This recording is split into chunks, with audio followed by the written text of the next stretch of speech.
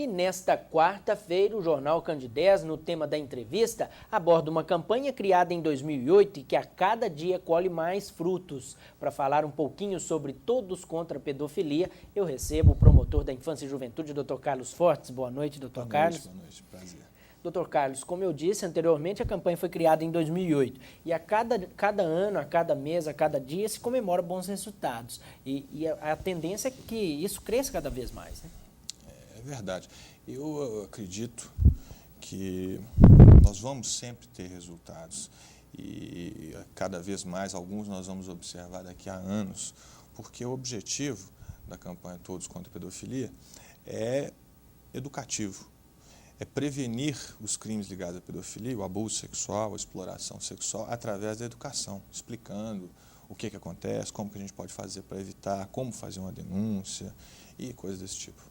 Recentemente, o Jornal Candidez noticiou mais um fato relacionado a este tema em Divinópolis. Um avô que molestava a própria neta. Essa proximidade é um dos grandes facilitadores para que tais crimes aconteçam?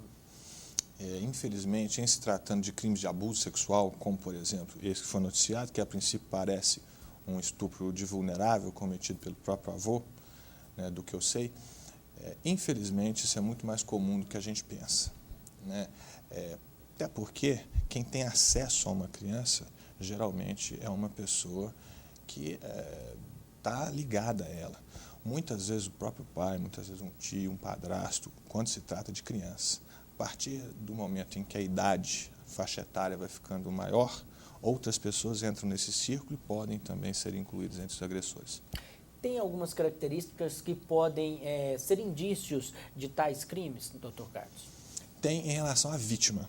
Muitas vezes me perguntam assim, como é que a gente identifica um criminoso, pedófilo? Não tem como. Pode ser qualquer tipo de pessoa, pode ser qualquer religião ou sem religião, pode ser novo ou velho, a maioria é homem, mas tem mulher também. Acho que a gente tem que preocupar em cuidar da criança, prestar atenção na criança, em proteger a criança e o adolescente. Tem os sinais psicológicos, né, que a mudança de comportamento, por exemplo, comportamento sexualizado precoce é um indício muito comum, e esses sinais psicológicos, eles levam à necessidade de você procurar um atendimento especializado, um psicólogo, para conversar com aquela criança e tentar descobrir o que houve, se houve alguma coisa. Tem os sinais físicos que são mais evidentes, né? São as lesões nas partes genitais, lesões que não são muito bem explicadas, porque normalmente o agressor ameaça, ou faz vários tipos de chantagem.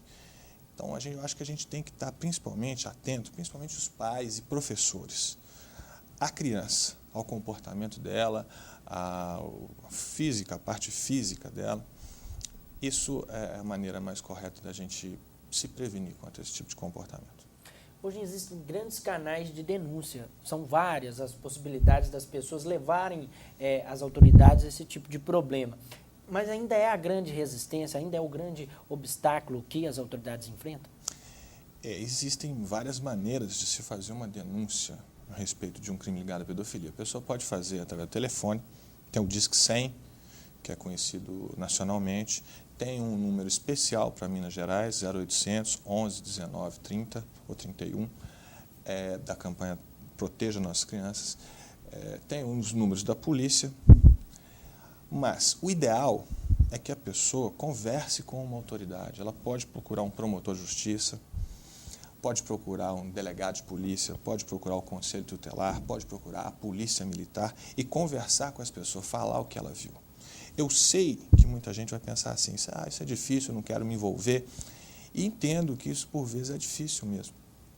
Mas acho que no momento de tomar a decisão de fazer esse tipo de denúncia ou não, a pessoa tem que pesar o que é mais importante para ela.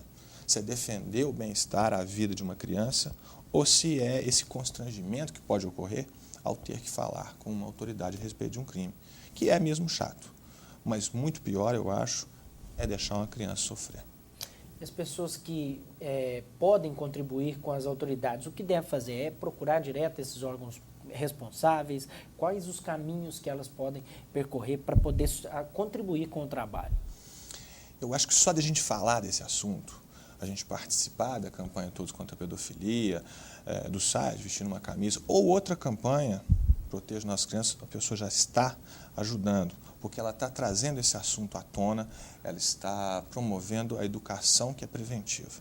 Se ela quiser fazer uma denúncia, ela pode procurar diretamente uma autoridade, porque a denúncia dela não é simplesmente um relato, ela passa a ser também uma prova a partir do momento que ela assina aquilo que ela está falando, né? Se ela não quiser fazer dessa maneira, ela pode usar o Disque 100, né, e fazer a sua denúncia até anonimamente. Mas eu volto a recomendar, a denúncia mais eficiente é aquela que é feita pessoalmente. A campanha Todos contra a Pedofilia cresceu e surgiu justamente para fazer esse trabalho preventivo e esse trabalho educativo. Esta é realmente a grande função da campanha, doutor Carlos? O objetivo é esse. Eu faço pelo menos uma vez por semana alguma palestra em Minas ou em outro estado. Tem outras pessoas que fazem também. A gente tem o site que traz informações, divulgação de eventos relacionados. E tudo isso tem o objetivo de alertar as pessoas quanto a esses tipos de crime, de exploração e abuso sexual, que são gravíssimos, ocorrem muito mais do que a gente pensa, e a gente tem que tratar deles para prevenir. Muito melhor do que a gente prender um bandido que tenha praticado um crime desse, que é necessário, a gente faz sim, no que a lei permite, evidentemente, mas muito melhor do que tratar com um bandido é a gente evitar que uma criança venha a sofrer qualquer tipo de abuso ou exploração. A campanha sempre teve uma grande participação do senador Magno Malta, que acabou envolvendo também os políticos nesse tipo de ação.